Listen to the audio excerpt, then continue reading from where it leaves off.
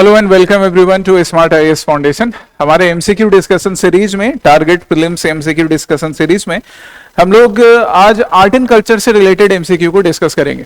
यहाँ पे art and culture मैंने लास्ट 1 ईयर में जो करंट में आर्ट एंड कल्चर थे ना, वहां से क्वेश्चंस निकाले हैं। तो स्टैटिक वाला पार्ट तुम अपने क्लासेस में पढ़ते हो या पहले पढ़ चुके होगे, स्टडी मटेरियल में, बुक्स में कहीं पढ़ा होगा तुमने। आज हम current affairs based art and culture को करेंगे कि करंट अफेयर्स में आर्ट एंड कल्चर में क्या क्या चीज पूछी गई थी। ठीक है, ये जो सेशन होगा, इस सेशन का डॉक्यूमेंट इंग्लिश एसएमएस दोनों में अवेलेबल रहेगा। तो जो हमारे स्टूडेंट वर्नाकुलर मीडियम में भी पढ़ाई कर रहे हैं वो एसएमएस में डाउनलोड करके पढ़ सकते हैं।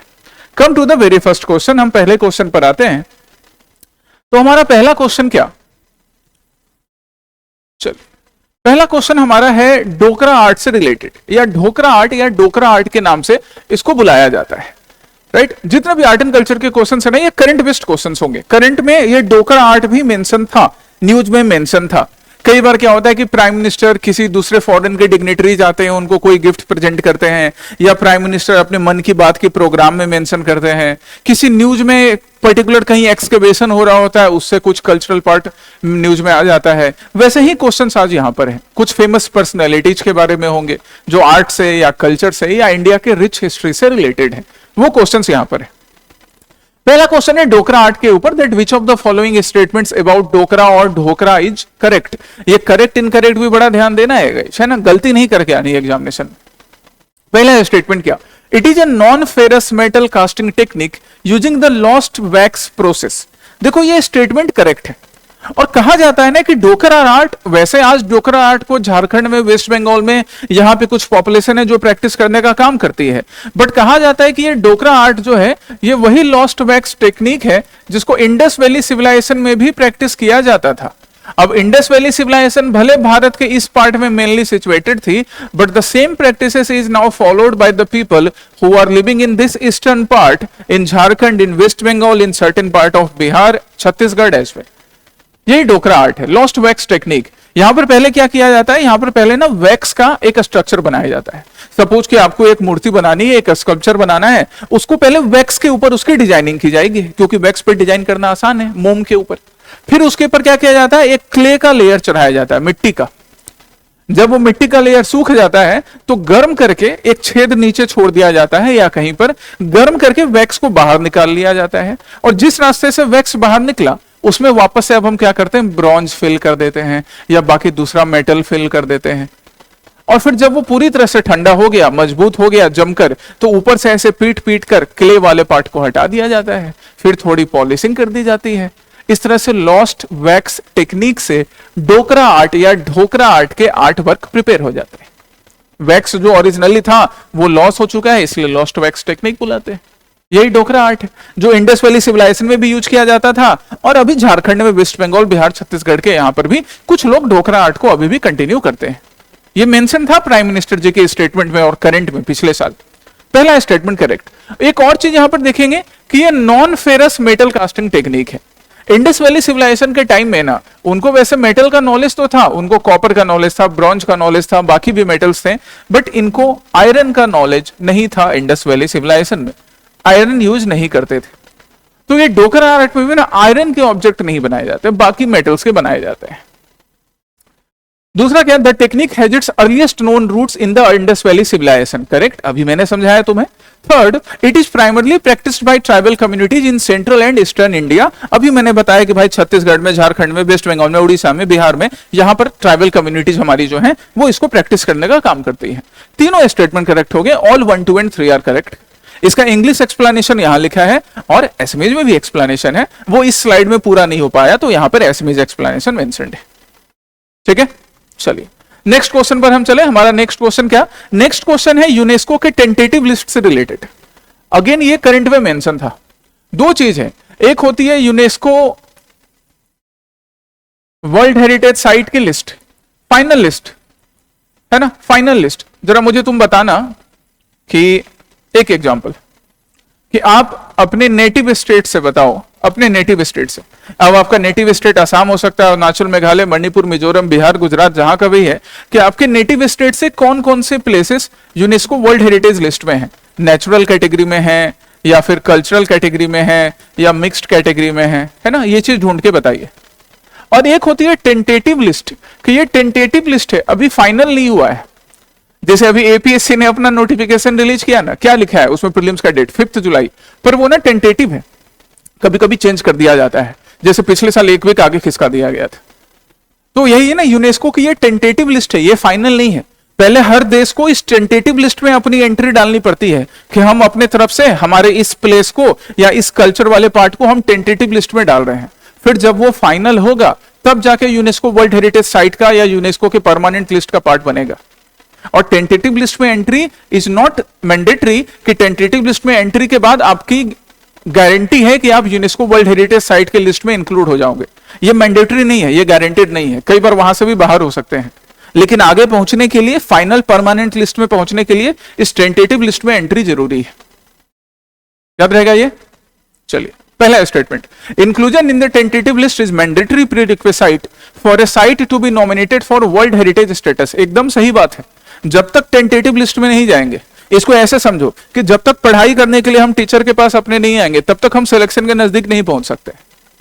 हाँ, उसके बाद भी फिर है कि आपने पढ़ाई किया फिर बीच में छोड़ दिया, या फिर आपने पढ़ाई किया बट कहीं थोड़ा बहुत वो जो होता है ना लक, किस्मत, वो थोड़ा बहुत होता है, कहीं ना कहीं काम करता है, पर वो बाद में काम करता है, उसके बारे में शुरू से नहीं सोचना है।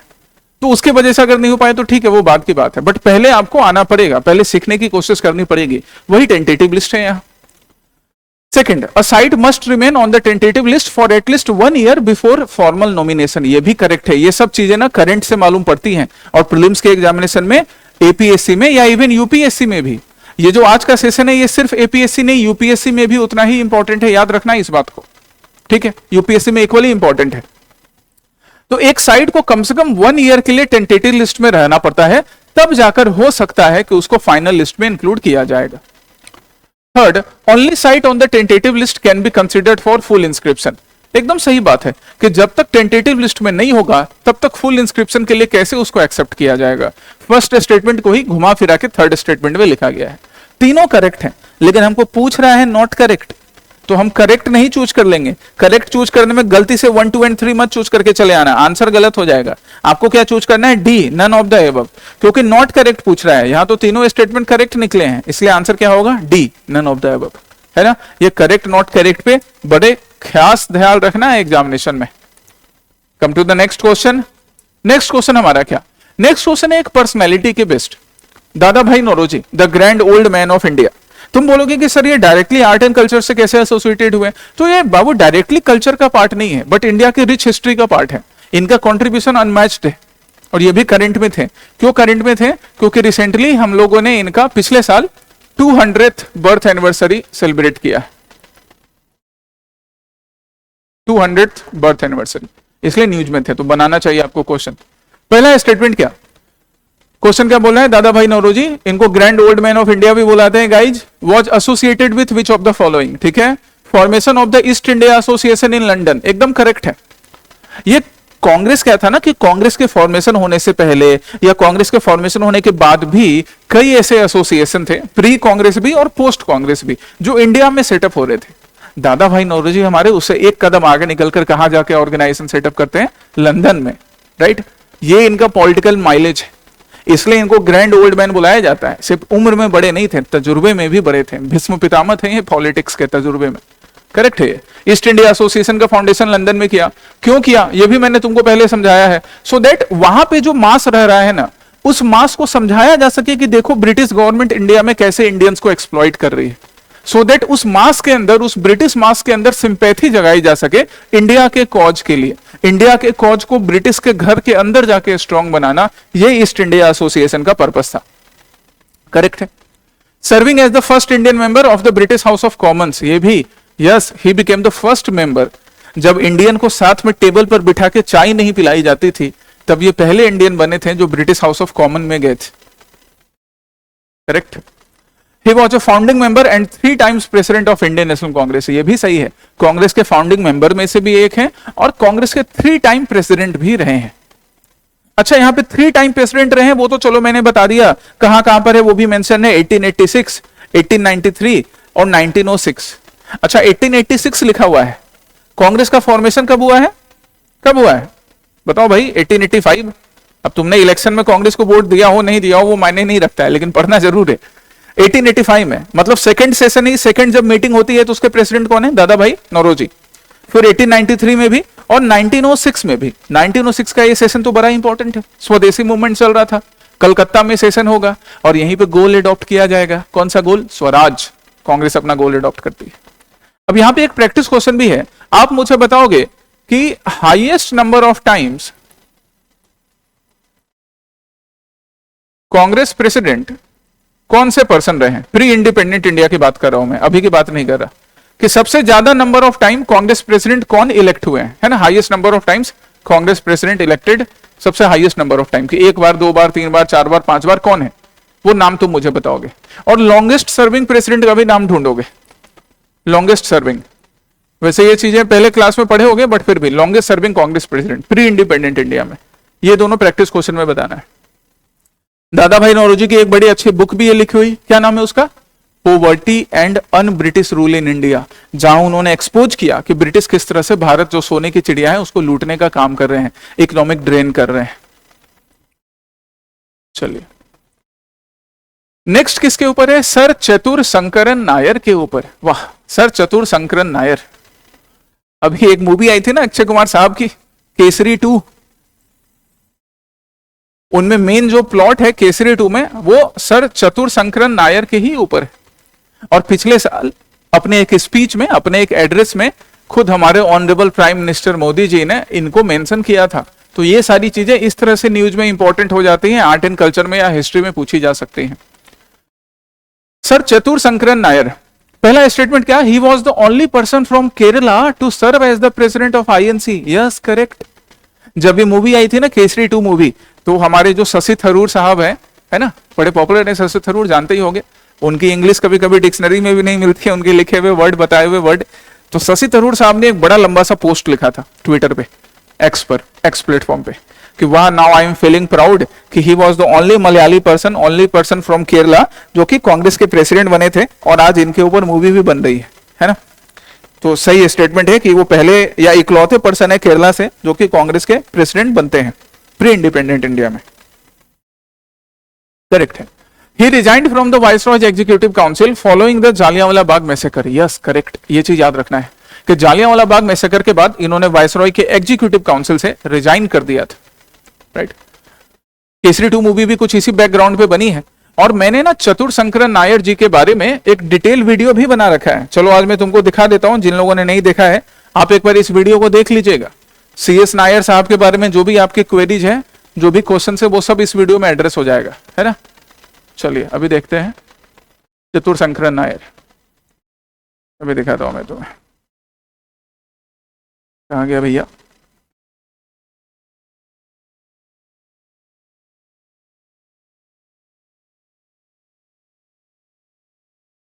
ये देखो, CS नायर, राइट। अभी केसरी 2 मूवी जिनके ऊपर बनी थी, पूरा डिटेल इंफॉर्मेशन है, नीचे कमेंट सेक्शन में डॉक्यूमेंट भी है, ठीक है। तो आप एक बार इस वीडियो को देख लीजिएगा, डॉक्यूमेंट खोल के पढ़ लीजिएगा, हो जाएगा काम, ठीक है। चलिए हम वापस इस पे आ जाते हैं। तो यहां पर हमारे दोनों स्टेटमेंट करेक्ट थे, हमें करेक्ट ही ढूंढना था। आंसर क्या होगा? सी। कब बने थे ये प्रेसिडेंट? 1892 में, ठीक है। कौन सा सेशन का नाम था? अमरावती सेशन। अच्छा, ये भी ध्यान रखेंगे कि कांग्रेस के प्रेसिडेंट तो बने हैं इकलौते मलयाली पर्सन, इकलौते person from Malayalam background from Kerala जो कि कांग्रेस के प्रेसिडेंट बन रहे हैं प्री इंडिपेंडेंट इंडिया में। कौन सी ईयर? 1897 में। और कहां पर? अमरावती सेशन में, राइट, अमरावती सेशन में। नेक्स्ट किसके ऊपर? तो नेक्स्ट है क्या हमारा क्वेश्चन? द वाइकोम सत्याग्रह। ये भी न्यूज में मेंशन था, Vaikom Satyagraha. The Vaikom Satyagraha was a movement primarily aimed at. Vaikom Satyagraha, Vaikom Satyagraha, वैसे तो यहां पे गांधी जी का भी इन्वॉल्वमेंट है, महात्मा गांधी जी का भी इन्वॉल्वमेंट है, पर ये ना कल्चरली सोशली भी इंपॉर्टेंट टॉपिक बन जाता है। वाइकोम सत्याग्रह सोशियो कल्चरल पार्ट में भी ये बड़ा इंपॉर्टेंट है, क्योंकि वाइकोम सत्याग्रह हुआ था तभी समाज में जो एक वर्ग को अनटचेबल माना जाता था। अनटचेबिलिटी पहली बात तो एग्जिस्ट ही नहीं करनी चाहिए। अनटचेबिलिटी के बारे में किसी भी स्क्रिप्चर में नहीं लिखा है, ये इंसान के दिमाग की उपज है जो धीरे धीरे समाज में आ गई। तो ये पहली बात तो एग्जिस्ट करनी नहीं चाहिए, पर कभी एग्जिस्ट करती थी। इसको दूर करने के लिए कई प्रयास हुए, उनमें से एक है वाइकॉम सत्याग्रह। इस वाइकॉम सत्याग्रह में जो अनटचेबल कम्युनिटी के लोग थे, उनका एक बेसिक राइट कि वो भी मंदिर के सामने की सड़क पर चल सकते हैं, वो भी मंदिर जा सकते हैं, उनके पास भी उतना ही हक होना चाहिए, उतना ही राइट होना चाहिए अपने डेटी की पूजा करने का जितना किसी दूसरे पर्सन के पास होता है। यही वाइकॉम सत्याग्रह था। अब आंसर ढूंढ के बताओ मुझे क्या होगा। पहला क्या है, securing the right to enter the inner sanctum of the Shiva temple. नहीं, ये पूरी तरह से करेक्ट नहीं है। दूसरा क्या, eradicating the practice of untouchability and opening public roads near temple to lower caste. Actually this is the correct answer. वैसे सेकंड वाला भी इससे फुलफिल हो जाएगा कि जब रोड्स ओपन हो जाएंगे, जब पूजा करने का राइट मिलेगा तो इनर सैंक्टम तक भी जा सकेंगे, पर वो प्राइमरी ऑब्जेक्टिव नहीं था। प्राइमरी ऑब्जेक्टिव था कि कम से कम आप मंदिर के पास के रास्ते तो ओपन करें, मंदिर के दरवाजे तो ओपन करें लोअर कास्ट लोगों के लिए, अनटचेबल्स के लिए। यह था वाइकॉम सत्याग्रह, जिसको लीड करने का काम किसने किया था? ट्रैवनकोर में हुआ था गाइस जी। ट्रैवनकोर में लीड करने का काम कौन कर रहे हैं? टी.के. माधवन, के केलपन, इनको केरला गांधी भी बुलाया जाता है, समझ रहे हो, केरला गांधी। और फिर बाद में महात्मा गांधी ने भी ज्वाइन किया था। खुद महात्मा गांधी वाइकॉम ट्रैवनकोर का टूर करने जाते हैं। By the way, Travancore present में कौन से स्टेट में पड़ेगा इंडिया में? जरा इंडिया का मैप ओपन करो और ढूंढ के बताओ, मैप से ढूंढ के बताना। ट्रैवनकोर जरा देख लेना, ट्रैवनकोर के आसपास की लोकेलिटी। तो महात्मा गांधी खुद टूर करते हैं। हालांकि वाइकॉम सत्याग्रह पूरी तरह से सक्सेसफुल नहीं रहा, कुछ बातें मान ली गई थी, कुछ बातें नहीं मानी गई, तो उसको आगे कंप्लीट करवाने का काम बाद में टेम्पल एंट्री बिल्स बनाकर पूरा किया गया था। वाइकॉम सत्याग्रह के बारे में याद रखिएगा कि यहां ना लिमिटेड सक्सेस मिला है, कंप्लीट फुलफिल 100% सक्सेस नहीं था वाइकॉम सत्याग्रह में, कुछ सक्सेस मिला था। ओके, चलिए नेक्स्ट क्वेश्चन क्या है हमारा? नेक्स्ट है पिपरहवा रिलिक्स के बारे में। यह भी न्यूज में था, पिपरहवा रिलिक्स।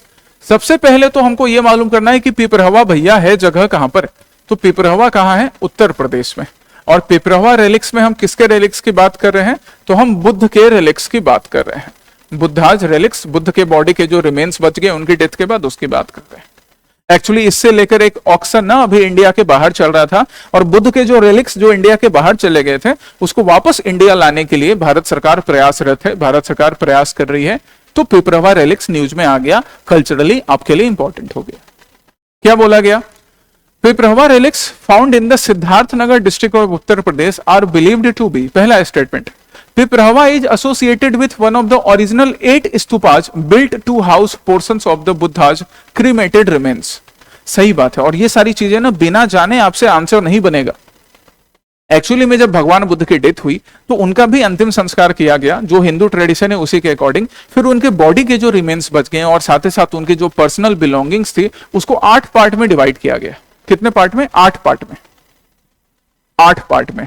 और फिर 8 पार्ट में डिवाइड करके फॉर्मेशन किया गया किसका? स्तूपाज का। स्तूपाज क्या है भैया? तो स्तूपाज है the place to store the remains of Buddha.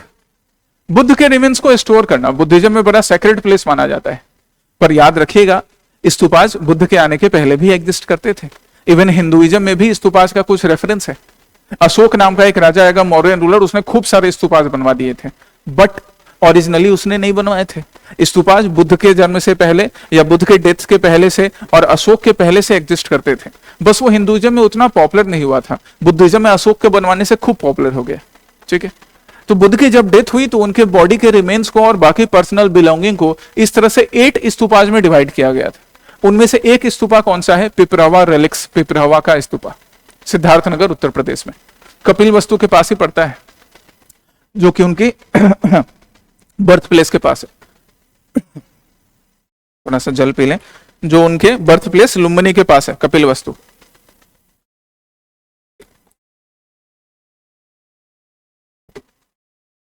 चलिए, पहला स्टेटमेंट करेक्ट, याद रखेंगे इसको, करंट में था ये।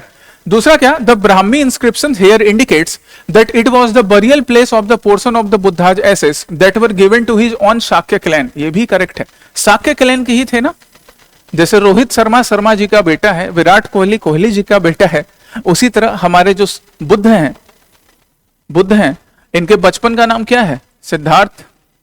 अब सिद्धार्थ रॉय कपूर तो तुम लोग को बड़ा याद होगा, Siddharth.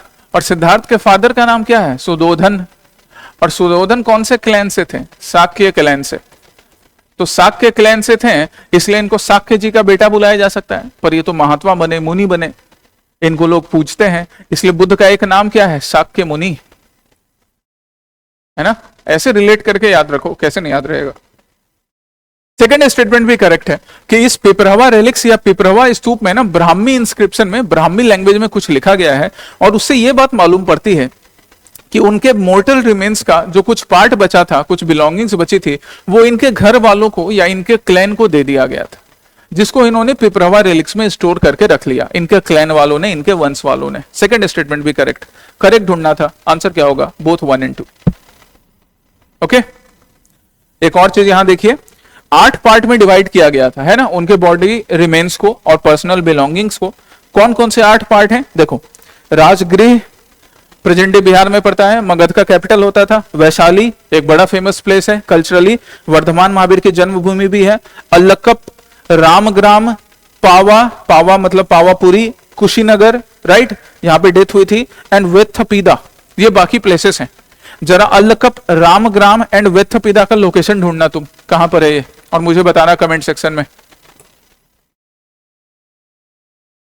Next question, in the context of India's maritime security, INS Kaundinya and Tankai method. बड़ा अच्छा क्वेश्चन, करंट अफेयर से culturally. INS Kaundinya and Tankai method क्या है? जब भी हम आईएनएस की बात करते हैं तो हमारे दिमाग में सबसे पहले आता है कि अच्छा कोई डिस्ट्रॉयर शिप होगा, कोई सबमरीन होगा। नहीं, वैसा कुछ नहीं है। आईएनएस कौंडिन्य एक्चुअली में एक शिप है जो सेलिंग पे जाता है ना, सी सेलिंग पे जा रहा है। ये कोई डिस्ट्रॉयर शिप वगैरह नहीं है, इंडियन नेवी का एक सेलिंग वेसल है, सेलिंग वेसल, ठीक है, सेलिंग के लिए जाएगा, घूमने के लिए जाएगा, ओवरसी वॉयजेस पर। पहला स्टेटमेंट क्या? It is a stealth frigate of the Shivalik class. नहीं, ये कोई स्टिल्थ फ्रिगेट वगैरह नहीं है, ये बस एक सेलिंग वेसल है, घूमने के लिए जा रहा है। फोटो गूगल करके देख सकते हो। दूसरा क्या? It is based on the 5th century ship depicted in the paintings of Ajanta caves. सही है, ये जो आईएनएस कौंडिन्य का डिजाइन बनाया गया ना, ऐसा ही एक डिजाइन हमें अजंता केव पेंटिंग्स में मिलता है। सो कहा गया कि अजंता केव पेंटिंग से 5th century सीई के टाइम की पेंटिंग से, उससे इंस्पायर्ड होकर आईएनएस कौंडिन्य का डिजाइन बनाया गया है। करेक्ट।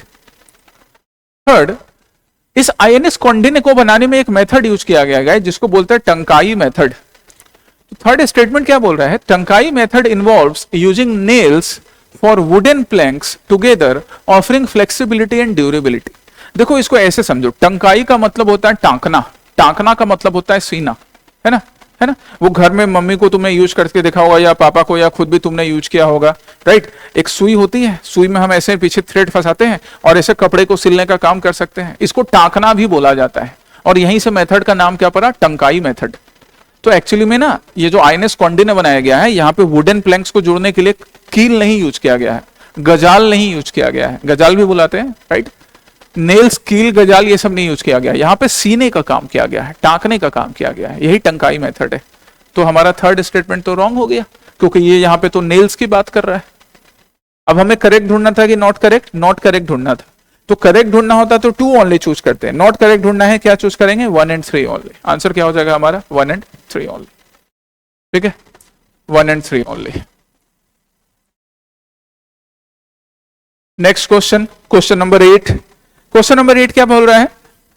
अच्छा, ये भी न्यूज में है, गुंडाराम इंस्क्रिप्शन। गुंडाराम इंस्क्रिप्शन, गुंडाराम नहीं पढ़ेंगे, गुंडाराम पढ़ेंगे, राइट, गुंडाराम नहीं। वैसे गुंडाराम भी आप प्रोनाउंस कर सकते हैं, बट ये गुंडा नहीं है, यहाँ पर गुंडाराम है। द गुंडाराम इंस्क्रिप्शन, उससे रिलेटेड मैच क्या लिखा हुआ है? Early evidence of the Telugu language. Correct है, गुंडाराम इंस्क्रिप्शन। यहां से हमें तेलुगु लैंग्वेज का ना अर्ली या मोस्ट अर्लीस्ट एग्जांपल मिला है तेलुगु लैंग्वेज का। दूसरा क्या? शारदा स्क्रिप्ट। शारदा स्क्रिप्ट ये भी न्यूज में रही, ancestors of the modern Gurmukhi script originating इन कश्मीर, ये भी करेक्ट है।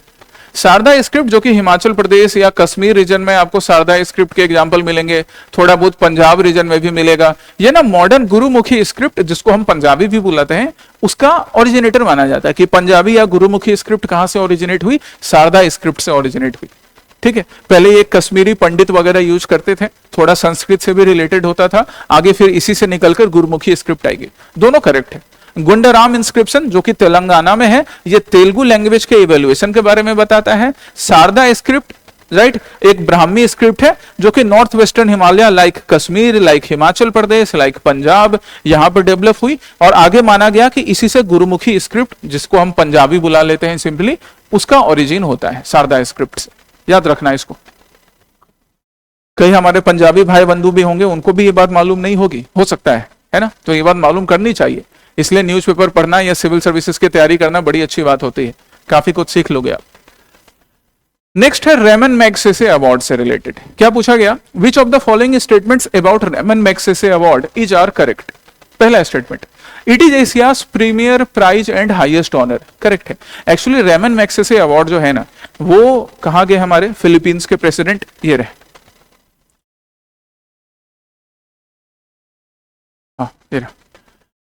फिलीपींस प्रेसिडेंट, ये इन्हीं की याद में दिया जाता है Ramon Magsaysay award. So that's why ये एशिया का ना one of the highest prestigious honour है, Ramon Magsaysay award, one of the highest prestigious honour, जो आपको सोशल वर्क्स के लिए या सोसाइटी में कोई बढ़िया नया चेंज लाने के लिए, कोई नया कंट्रीब्यूशन के लिए दिया जाता है कि आपने सोसाइटी में क्या जेन्युइनिटी दिखाई, आपने सोसाइटी में क्या बढ़िया काम किया, जिससे आपकी सोसाइटी का, आपके नेशन का, बाकी लोगों के लाइफ पर पॉजिटिव इंपैक्ट पड़ा, तो रेमन मैग्सेसे अवार्ड से सम्मानित किया जाता है। कई बार जर्नलिस्ट को किया जाता है, कई बार सोशल वर्कर को किया जाता है, और इस बार किसको किया गया है? एक एनजीओ को किया गया है, educate girls NGO. This is the first time when an Indian organization has been awarded Ramon Magsaysay award. पिछले साल वाला 2025 वाला, 26 तो चल ही रहा है, इससे पहले भी इंडियंस को मिला है। तो तुम्हारा एक और टास्क क्या होगा, कमेंट सेक्शन में ढूंढ के मुझे ये बताने का कि इससे पहले रेमन मैग्सेसे अवार्ड किन किन लोगों को मिला है। प्री सिक्योर में भी मैंने पहले डिस्कस करके रखा है, तो किन किन लोगों को पहले रेमन मैग्सेसे अवार्ड मिला था ये तुम मुझे बताओगे, ठीक है। चलिए, फर्स्ट स्टेटमेंट करेक्ट। सेकंड क्या? It was established to honour the memory of the former president Philippines, correct. It is awarded only to the individuals, नहीं, इंडिविजुअल्स के साथ साथ ऑर्गेनाइजेशंस को भी दिए जाते हैं। अब पूछ रहा था कि हाउ मेनी करेक्ट, तो 1 and 2 करेक्ट थे, टोटल कितना हो गया? Only 2। Come to the last but the not least question, क्या है? Last but not the least, match the following tribes with their respective region. ये ट्राइब्स भी न्यूज में रहे, इनसे रिलेटेड क्वेश्चन। पहला क्या है? हो ट्राइब। हो ट्राइब झारखंड और उड़ीसा, करेक्ट मैच है, झारखंड उड़ीसा में हो ट्राइब मिलती है। दूसरा क्या? हत्ती ट्राइब, हिमाचल प्रदेश में मिलती है। पॉलीएंड्री के लिए भी कभी ये ट्राइब जानी जाती थी, अभी रिसेंटली इसको शेड्यूल ट्राइब स्टेटस मिला है। किसको? हत्ती ट्राइब को, हिमाचल प्रदेश में, याद रखना, न्यूज में है ये। और थर्ड क्या है? जेनु कुरुबा, कर्नाटका वेस्टर्न घाट, ये भी करेक्ट मैच है। ये तीनों ट्राइब यहाँ पर करेक्ट मैच है। तीनों ट्राइब से रिलेटेड बेसिक थोड़ा थोड़ा इंफॉर्मेशन मैंने यहाँ पे एक्सप्लेनेशन में भी मेंशन कर रखा है। इसके अलावा ज्यादा अगर और रिसर्च करना है तो आप गूगल पे जाकर बस हो ट्राइब सर्च करना, हत्ती ट्राइब सर्च करना, जेनु कुरुबा सर्च करना, आपको इंफॉर्मेशन मिल जाएगा। ये थोड़ा सा अपना होमवर्क करने की बात है, थोड़ा सा होमवर्क कर लीजिएगा, ठीक है। ये आज के आपके प्रीलिम्स प्रैक्टिस क्वेश्चंस थे। कल फिर प्रीलिम्स प्रैक्टिस क्वेश्चन के सेशन में हम लोग दूसरे सब्जेक्ट के साथ मिलेंगे। Till then take care, study well, जय हिंद।